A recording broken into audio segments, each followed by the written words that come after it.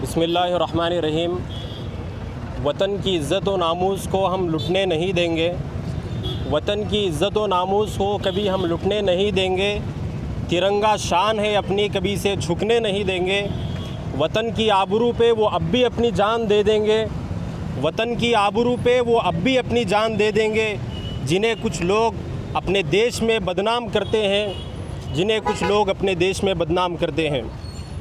दोस्तों, आज मुल्क हिंदुस्तान के आज़ाद हुए 75 साल का अरसा गुज़र चुका है। इसी मुनासिबत से जमीयतुल उलमा ज़िला मेडचल की जानिब से आज तिरंगा रैली का अहतमाम किया गया है ताकि हम अपने मुजाहिदीन आज़ादी को खिराज अक़ीदत पेश करें। अज़ीज़ दोस्तों, मुल्क हिंदुस्तान जो किसी ज़माने में सोने की चिड़िया से मारूफ़ था, लेकिन जब हिंदुस्तान की इस मुक़द्दस सरज़मीन पर अंग्रेज़ों का नापाक साया पड़ा और अंग्रेज़ों ने इसमें जुल्म व तशद्दुद के पहाड़ तोड़ने लगे, तो उस वक्त इस मुल्क के अंदर ना हमारे माँ बहनों की इज़्ज़त महफूज रही, ना हमारा माल महफूज रहा, ना हमारा सर महफूज रहा।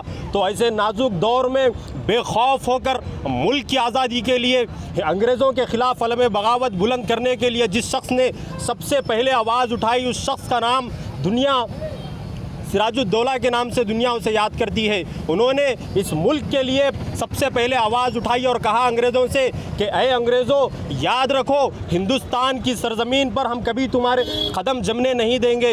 दोस्तों, हिंदुस्तान की तारीख़ में सुनहरे अल्फाज से ये लिखा गया है कि मुल्क की आज़ादी के लिए सबसे पहले आवाज़ उठाने वाला शख्स मुसलमान था, मज़हब इस्लाम से ताल्लुक़ रखने वाला था। उन्होंने बड़ी क़ुरबानियों के साथ इस मुल्क की आज़ादी की लड़ी और जब वो जाम शहादत नोश फरमा गए, फिर दूसरी मरतबा टीपू सुल्तान शहीद रहमतुल्लाह अलैह उन्होंने इस मुल्क की आज़ादी के लिए आवाज़ उठाई और कहा कि हिंदुस्तान की आज़ादी के लिए मैं अपनी जान कुर्बान कर दूंगा। और उनका बड़ा जुमला ये मशहूर है कि गीदड़ की 100 साला ज़िंदगी से शेर की 1 साला ज़िंदगी बेहतर है।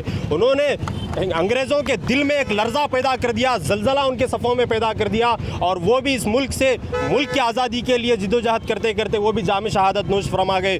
दोस्तों, इसके बाद 1803 के अंदर जब ये अंग्रेज़ 1803 में दिल्ली के अंदर जब ये पहुँचे और उन लोगों ने ऐलान किया कि दिल्ली के अंदर हमारे कदम मजबूत हो चुके हैं, हिंदुस्तान हमारा ग़ुलाम बन चुका है, तो उस वक़्त सबसे पहले आवाज़ उठाने वाला शख्स वो कोई और नहीं बल्कि हज़रत मौलाना अब्दुल अज़ीज़ शाह रहमतुल्लाह अलैह है। उन्होंने कहा कि हिंदुस्तान किसी का ग़ुलाम नहीं, हिंदुस्तान की ज़मीन ये रब की ज़मीन है और इस पर हुक्म भी खुदा का चलेगा। उन्होंने अंग्रेज़ों के ख़िलाफ़ फ़र्जियत का, जिहाद की फ़र्जियत का ऐलान किया। अज़ीज़ दोस्तों, इस तरह सदियों की ग़ुलामी के बाद हमारा मुल्क हिंदुस्तान हमारे अकाबिरीन की क़ुरबानियों की बदौलत आज आज़ाद हुआ, लेकिन आज हिंदुस्तान के अंदर इतनी क़ुरबानियों के बावजूद आज हमारे ऊपर ही मुल्क के अंदर इल्ज़ाम तराशी का हमारे ऊपर इल्ज़ाम लगाया जाता है, गद्दार होने का हमें इल्ज़ाम लगाया जाता है। अरे हमारे बच्चों ने, बड़ों ने इस मुल्क की खातिर अपनी जानों को कुर्बान किया। आज हिंदुस्तान की सारी बुनियादों में अगर किसी का खून है तो वो मुसलमानों का खून है। हमने जितना इस मुल्क के लिए खून बहाया है, किसी और लोगों ने उसके लिए उतना पसीना भी नहीं बहाया है। अज़ीज़ दोस्तों, इतनी क़ुरबानियों के बाद हमारा मुल्क आज आज़ाद हुआ। हम साफ़ तौर पे आज की इस तिरंगा रैली से ये ऐलान कर देना चाहते हैं कि वक्त के तानाशाहों, वक्त के फ़िरक़ा परस्त ताकतों, कान खोल करके सुन लो, जिस मुल्क की बुनियादों में खून हमारा है, हमें कोई ताकत ख़त्म नहीं कर सकती। जब तक दुनिया कायम रहेगी हम इसके परचम को बुलंद करते रहेंगे और इंशाअल्लाह ताला हमारे मुल्क के अंदर हमारे अकाबिरीन की तारीख़ को दोहराते रहेंगे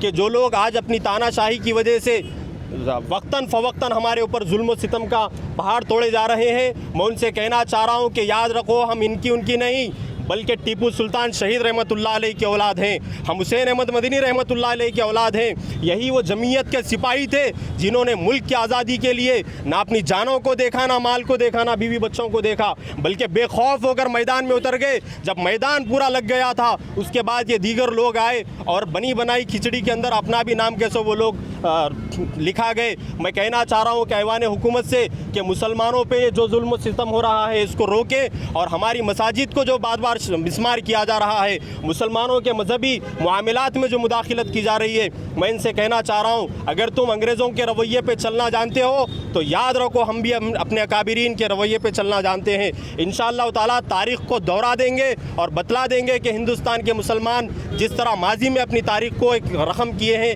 आज भी हम अपनी तारीख़ को रकम करने करने पर ताकत रखते हैं। मैं आखिर में अपने नौजवानों से गुजारिश करता हूँ कि अपने मुल्क के अंदर अमन व अमान की मोहब्बत की फ़िज़ा को आम करें और इस परचम को ताहयात ऊंचा रखने की कोशिश करें। अस्सलामु अलैकुम रहमतुल्लाहि व बरकातुहू।